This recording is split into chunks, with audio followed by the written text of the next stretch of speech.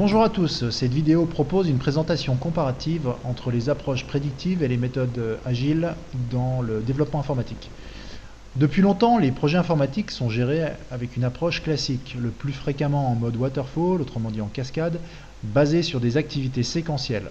En gros, on recueille les besoins, on définit le produit, on le développe, puis on le teste avant de le livrer au client. Ces méthodologies se caractérisent par un attachement farouche à tout planifier en début de projet, où tout doit être prévisible. Voilà pourquoi on les qualifie d'approche prédictive. Un plan de management de projet décrit comment et quand le travail sera réalisé, les modalités de planification, d'exécution, de suivi et de clôture de projet. Cette volonté persistante de vouloir piloter le projet par les plans a conduit les acteurs d'un projet à redouter, voire à s'opposer systématiquement à tout changement.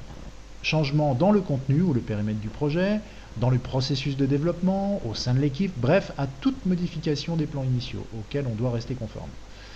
Fort du constat que les plans initiaux sont finalement toujours modifiés et que les besoins évoluent en permanence pour répondre aux changements du marché, ces approches prédictives se sont révélées trop rigides, parfois exposant les organisations à trop peu de réactivité dans le contexte de nouveaux projets stratégiques.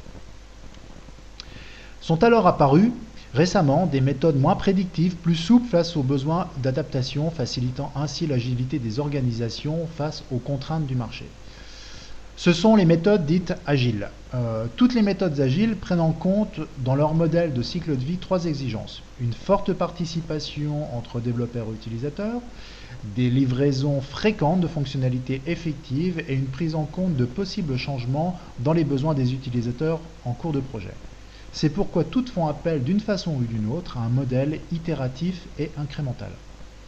L'idée sous-jacente de ce modèle vise à réduire le cycle de vie du logiciel, et donc accélérer son développement, en développant une version minimale, puis en intégrant d'autres enrichissements fonctionnels par un processus itératif basé sur une écoute client et des tests tout au long du cycle de développement. Lorsque l'on utilise un modèle itératif incrémental, notamment dans le cadre d'une méthode agile, le découpage en composants affectés à des itérations différentes est particulièrement important. En effet, d'une part, chaque itération doit pouvoir fournir un logiciel utilisable, d'autre part, il est souhaitable que toute livraison produise sur le client un effet démonstratif. Ainsi, la première itération doit convaincre de la pertinence de la conception, même si le système est rudimentaire, et inciter à poursuivre. Donc, les itérations suivantes doivent montrer une progression effective vers un produit stabilisé. Par exemple, le cycle de vie d'un projet peut être structuré en trois livraisons. La première permet de livrer les fonctionnalités de base, la deuxième, l'ensemble des fonctionnalités souhaitées, et enfin la troisième, d'améliorer les fonctionnalités déjà existantes. La détermination de l'ordre des livraisons des fonctionnalités est parfois une question délicate, nécessitant souvent de mettre en balance différents arguments. L'origine des méthodes agiles est liée à l'instabilité de l'environnement technologique et au fait que le client est souvent dans l'incapacité de définir ses besoins de manière exhaustive dès le début du projet. Malgré leur séduisante apparence, l'agilité a malgré tout donné lieu à de nombreuses controverses méthodologiques entre le camp des agilistes bien sûr et celui des structuralistes. Même si depuis peu on constate des rapprochements entre ces deux types de méthodes, c'est le cas notamment pour des SDM et avec XP et voire XP et RUP. Pour conclure, il convient souvent de se poser la question quel découpage choisir pour un projet donné.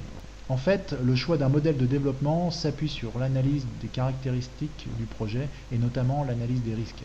De plus, il ne suffit pas de sélectionner un modèle, il faut également l'instancier, c'est-à-dire en construire une version concrète, adaptée au support et au projet à mener.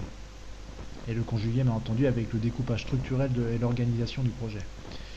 En fait, il s'agit d'établir une stratégie, celle-ci tenant compte de l'évaluation des risques et la prise en compte du diagnostic dans un plan de management de projet.